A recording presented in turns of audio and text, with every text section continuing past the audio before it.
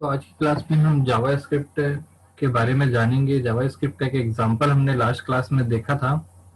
आज उसके बारे में थोड़ा सा और जानकारी लेते हैं। उसके पहले मैं फिर से एक बार बताना चाहता हूँ, आपकी स्क्रीन पर दो विंडो दिख रहे होंगे। लेफ्ट साइड में एक विंडो ओपन है जिसमें नोटपैड प्लस प्लस में हम कोड करते हैं। ये एक एडिटर है। इसमें फाइल जो सेव हो रही है उसका नाम है test1.html और वो ई के अंदर एग्जाम्पल्स फोल्डर के अंदर है। उसी फाइल को हमने ब्राउजर में भी ओपन किया है। आप देख सकते हैं ई के अंदर एग्जाम्पल्स के अंदर test1.html। यहाँ पर हम जब कोड लिख करके सेव करेंगे और यहाँ पर लोड करेंगे तो यहाँ पर हमें आउटपुट दिखेगा। ये कोड विंडो है और ये आउटपुट दिख रहा है। अब हमें यहाँ पर HTML में जावास्क्रिप्ट के कोड लिखना है और यहाँ पर हमें उसका आउटपुट देखना है। कोड कुछ इस तरीके से होंगे कि जावास्क्रिप्ट के छोटे छोटे एलिमेंट्स हम सीखते जाएंगे। क्लियर है? मैंने पहले भी बताया कि जावास्क्रिप्ट एक क्लाइंट साइड प्रोग्रामिंग लैंग्वेज है और इसको ऐड करने के लिए बॉडी में स्क्रिप्ट स्क्रिप्ट टैग का यूज करना पड़ता है। तो स्क्रिप्ट टैग को ओपन करिए, स्क्रिप्ट टैग को क्लोज करेंगे। इसके बीच में जावा स्क्रिप्ट के कोड हमको लिखना होगा। जावा स्क्रिप्ट एक प्रोग्रामिंग लैंग्वेज है और उसका कोड हमको यहाँ लिखना होता है। स्क्रिप्ट का कॉम्बिनेशन आप मल्टीपल भी रख सकते हैं, यानी कि आप दो जावा स्क्रिप्ट का कोड और दो स्क्रिप्ट के अंदर लिख सकते हैं। मैंने यहाँ पर एक स्क्रिप्ट बनाया और यहाँ पर एक स्क्रिप्ट बनाई, दोनों को अलग अलग बंच में यहाँ पर कुछ कोड लिख दिया। मान लीजिए एक कोड यहाँ है और दूसरा बी कोड यहाँ है। दोनों स्क्रिप्ट के जो कोड हैं वो एग्जीक्यूट होंगे और फाइनली वो HTML जनरेट करके यहाँ पर HTML पेज पर हमें दिखाई देंगे। क्लियर है? तो स्क्रिप्ट टैग का कुछ इस तरीके से यूज होता है। जावा स्क्रिप्ट का यूज HTML के कंटेंट को चेंज करने के लिए, CSS के कंटेंट को चेंज करने के लिए, कोई भी कंटेंट जो है रन टाइम पर क्लाइंट साइड चेंज किया जा सकता है जावास्क्रिप्ट के द्वारा। यहाँ तक कि आप उसमें से एलिमेंट को चेंज कर सकते हैं, HTML की बॉडी के कंटेंट को चेंज कर सकते हैं, CSS की स्टाइल रन टाइम पे चेंज कर सकते हैं, रन टाइम पे कोई एक्शन परफॉर्म कर सकते हैं, रन टाइम पर कोई कैलकुलेशन परफॉर्म कर सकते हैं, रन टाइम पर कोई भी एक्टिविटी परफॉर्म कर सकते हैं।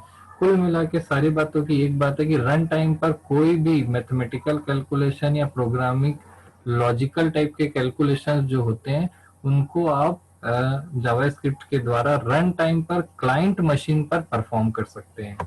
तो आइए देखते हैं कि कुछ बेसिक चीजें यहाँ पर हम देखेंगे आज। सबसे पहले तो बॉडी में सबसे पहले मैं यहाँ पर एक एग्जांपल दिखाता हूँ। मैंने एक H1 टैग लगाया। मैं H1 टैग इसलिए लगा रहा हूँ क्योंकि इससे आप अच्छी तरीके से वाकिफ हैं। और मैंने H1 टैग को क्लोज कर दिया। आपको पता है कि जब मैं यहाँ सेव करके जब यहाँ लोड करूंगा तो ये साई कॉलेज जो है H1 होने के कारण थोड़ा बड़े साइज में आपको दिखाई दे रहा है। अब मैं यहाँ पर कुछ स्क्रिप्ट लगाने वाला हूँ जो कि जावा स्क्रिप्ट होगी। और सबसे पहला हम जो जावा स्क्रिप्ट का स्टेटमेंट पढ़ेंगे वो होगा आउटपुट स्टेटमेंट। यानी कि आप किसी स्क्रिप्ट की ऐसी कौन सी लाइन है जिसके द्वारा आप यहाँ पर कुछ आउटपुट दे सकते हैं, कुछ प्रिंट करा सकते हैं। तो आज हमारा जो टॉपिक है वो है आउटपुट स्टेटमेंट। आप जावा स्क्रिप्ट के द्वारा जावा स्क्रिप्ट का यूज करके आउटपुट कैसे दिखा सकते हैं। आज की क्लास में हम सिर्फ आउटपुट दिखाने के दो तीन माध्यम हैं, उनको हम समझते हैं। क्लियर है? सबसे पहला जो मेथड है आउटपुट दिखाने के लिए जावा स्क्रिप्ट में वो है ये मैं बताने से पहले एक बात और आपको क्लियर कर देना चाहता हूं कि जावा स्क्रिप्ट जो है वो केस सेंसिटिव लैंग्वेज है। केस सेंसिटिव लैंग्वेज होने के कारण मैं आपको इसमें जो केस है उसको मैच कराना काफी जरूरी होता है। इसका एक एग्जांपल बताऊं कि अगर मैं लिखता हूं ABC और मैं लिखता हूं ABC, दोनों जो हैं वो नॉट इक्वल होंगे। केस सेंसिटिव का मतलब है कि अपर केस और लोअर केस दोनों को अलग अलग मानेगा वो। यानी कि अगर आपके कोड में इस तरीके का कोड लिखा हुआ है गेट एलिमेंट, यहाँ पर जो ई कैपिटल है और आप अगर ऐसा लिख देते हैं गेट एलिमेंट, तो इस कंडीशन में जो जावा स्क्रिप्ट है उसमें एरर आएगा या फिर वो वर्क नहीं करेगा। क्लियर है? तो जहां पर कैपिटल लेटर्स लिखे हुए हैं वहां पर कैपिटल ही लिखना है, स्मॉल नहीं कर सकते, जहां स्मॉल है वहां पर कैपिटल नहीं कर सकते, यानी कि कैपिटल और स्मॉल का आपको अच्छे से ध्यान देना पड़ेगा। सेम केस सेंसिटिव लैंग्वेज, सी लैंग्वेज भी जो है वो केस सेंसिटिव लैंग्वेज है, जावा भी जो है केस सेंसिटिव लैंग्वेज है, और साथ ही साथ जावा स्क्रिप्ट जो है वो भी केस सेंसिटिव लैंग्वेज है। तो कई लोगों के मन में ये क्वेश्चन भी आता है कि लैंग्वेज को केस सेंसिटिव क्यों बनाया जाता है, कि हम ऐसा लिखें या ऐसा लिखें, दोनों पे एग्जीक्यूट हो जाना चाहिए, तो हमें कैपिटल स्मॉल को याद रखने की जरूरत नहीं पड़ेगी। इससे फायदा ये होता है केस सेंसिटिव बनाने से जो वेरिएबल का जो आइडेंटिफायर होता है, आइडेंटिफायर का जो स्कोप होता है वो काफी ज्यादा बढ़ जाता है, काफी ज्यादा, मतलब 26 × 26 इतने स्कोप जो है वो बढ़ जाएंगे जितने कैरेक्टर्स होंगे। क्लियर है, वो आगे की बात है। सबसे ये जो पॉइंट है इसको याद रखना है आपको कि जावा स्क्रिप्ट जो है वो केस सेंसिटिव है, जहाँ कैपिटल लिखा हुआ है वहां पे कैपिटल लिखना है, जहाँ स्मॉल लिखा हुआ है वहां पे स्मॉल लिखना है।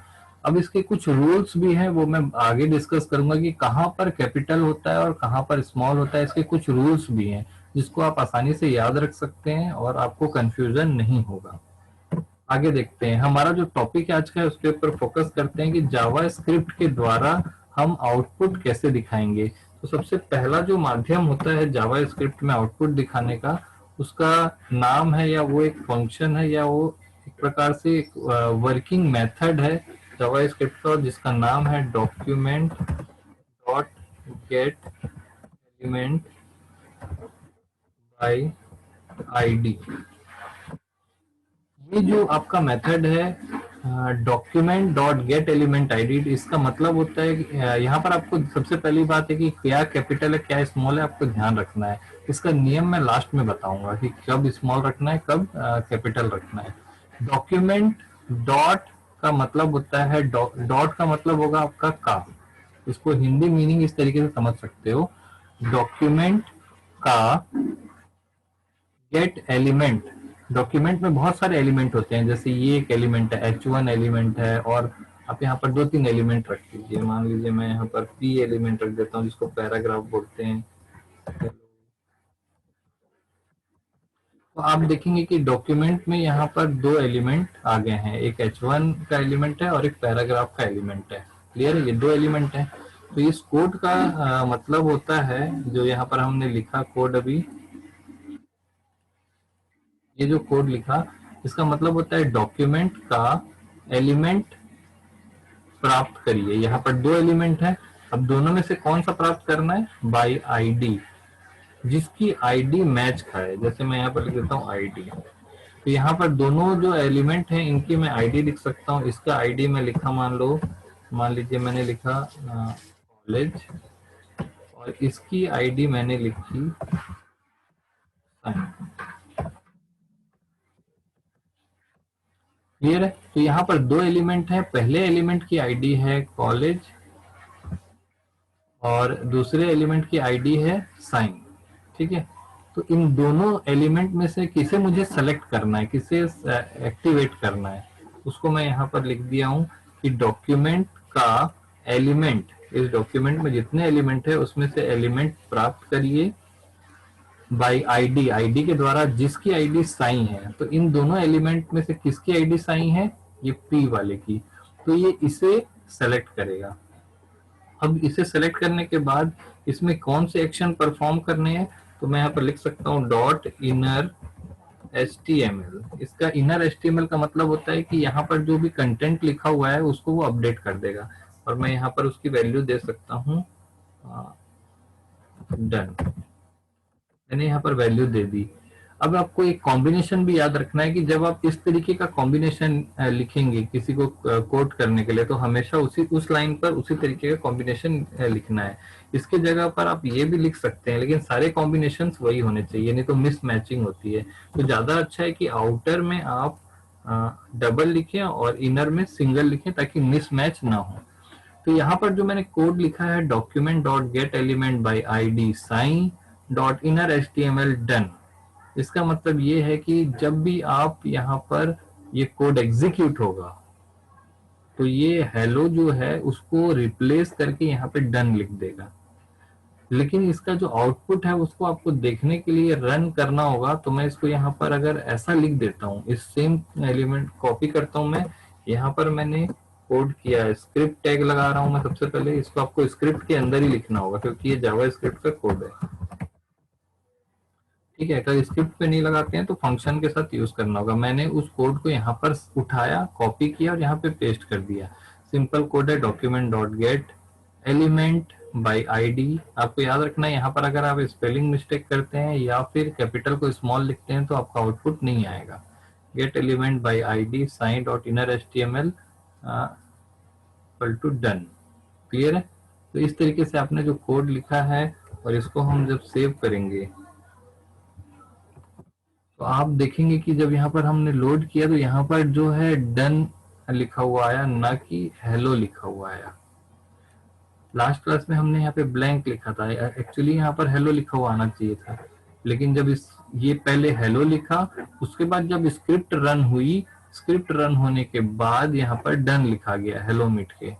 अब मैं चाहता हूँ कि ये जो हेलो है लिखा, डन जो है वो बाद में लिखा है, मैं जब क्लिक करूं तब लिखा है, ताकि मुझे इसका इफेक्ट दिखाई दे।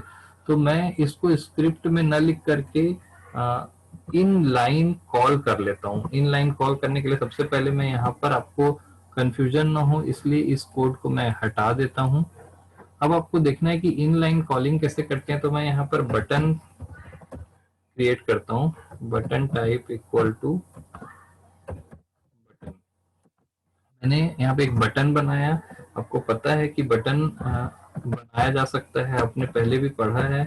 और बटन को मैं क्लोज कर देता हूँ। यहाँ पर मैंने एक बटन बनाया जिसमें क्लिक लिखा होगा। तो जब मैं इसको सेव करूंगा और रन करूंगा तो आप देखेंगे कि यहाँ पर ये पहला एलिमेंट है जिसमें साई कॉलेज लिखा है, दूसरा एलिमेंट है जिसमें हेलो लिखा है, और एक बटन बन गया जिसमें क्लिक कर रहा है, क्लिक लिखा है, बट क्लिक करने पर कुछ काम नहीं हो रहा है। अगर ये सबमिट बटन होता तो सर्वर को रिस्पॉन्स करता, लेकिन यहाँ पर ये सिंपल बटन है और इस बटन पे मैं जावा स्क्रिप्ट ऐड कर देता हूँ ताकि जब मैं इस पे क्लिक करूं तो ये हेलो मिटे और दूसरा चीज आए। क्लियर है? तो इसके ऊपर, इस बटन के ऊपर मुझे जावा स्क्रिप्ट ऐड करना होता है। तो जावा स्क्रिप्ट का एक फंक्शन होता है ऑन क्लिक, और वो स्मॉल में होता है। इसका मतलब है बटन के ऊपर जब भी क्लिक किया जाएगा तो क्या काम होगा।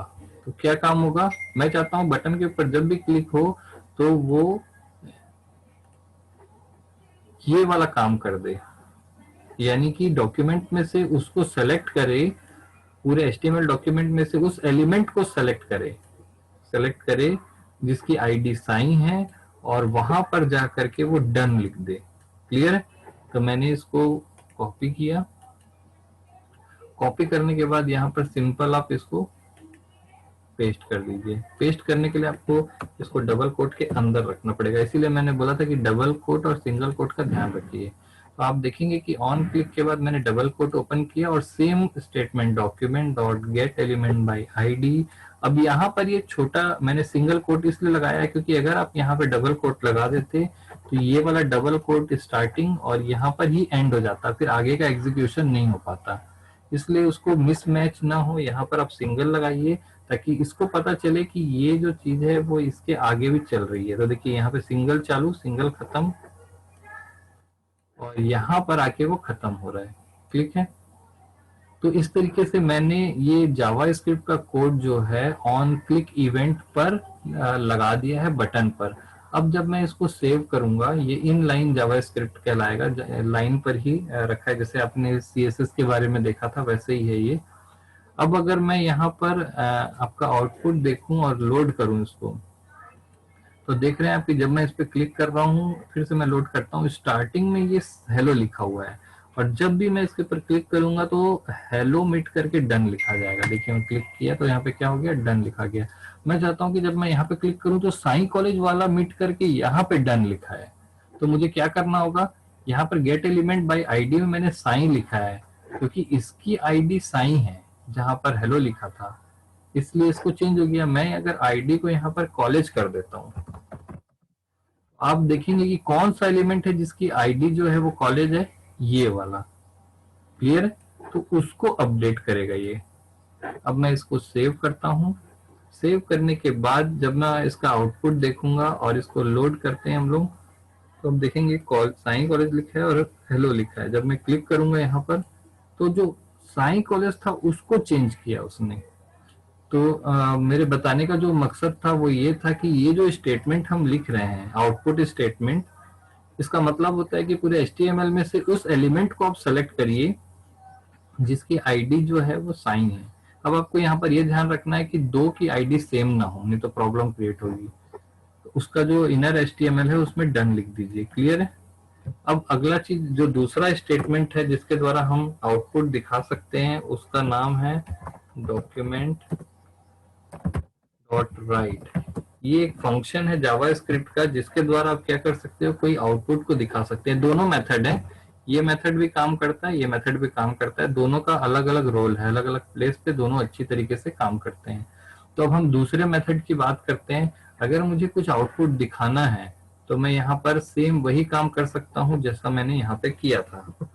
अगर मुझे जावा स्क्रिप्ट में इसको ऐड करना था तो मेरे पास एक मेथड था, मैंने बताया कि स्क्रिप्ट टैग लगाएंगे और स्क्रिप्ट टैग को क्लोज करेंगे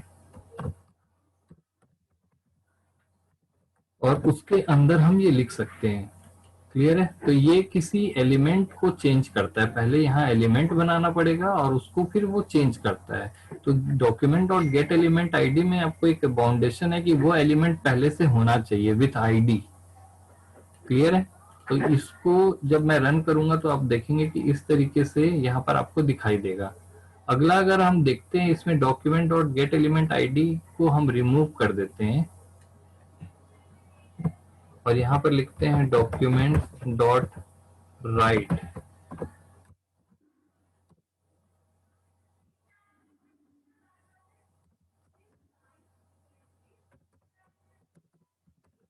दो बार डन मैंने इसलिए लिखा था कि आपको कंफ्यूजन ना हो। तो दूसरा मेथड है कि जब भी स्क्रिप्ट टैग के अंदर डॉक्यूमेंट डॉट राइट लिखा हुआ होगा तो वो जो ये जो स्टेटमेंट है ये क्या करेगा, जब आप इसको लोड करेंगे तो उसके लिए पुरानी जगहों को रिप्लेस नहीं किया जाएगा। जैसे अभी आपने देखा था document dot get element by ID में पुरानी वैल्यू को रिप्लेस किया जा रहा था, पुरानी वैल्यू को ओवरराइट किया जा रहा था, पुरानी वैल्यू हटा के नई वैल्यू लाई जा रही थी। बट डॉक्यूमेंट डॉट राइट जो फंक्शन है जावास्क्रिप्ट का, ये एक नए एरिया पर ऐड करता है, यानी कि अपेंड करता है, नीचे में बीच में कहीं पर भी ये अपेंड कर देगा। पुरानी चीज कंटेंट को हटाएगा नहीं। ये दोनों में स्पेशल अंतर होता है कि दोनों जो है पुरानी चीज को, पहला वाला जो है पुरानी चीज को हटा करके नई चीज लिखता है, यानी कि उसके लिए पहले से एक चेयर, एक एग्जांपल बोलूं कि एक चेयर पहले से लगानी होगी, उसमें कोई पहले बैठा है तो उसको उठा के खुद बैठ जाएगा। लेकिन ये जो डॉक्यूमेंट डॉट राइट है वो अपने लिए एक नई चेयर लगाएगा, अगर पहले से कोई बैठा हुआ है तो उसको उठाएगा नहीं। ये दोनों में अंतर होता है।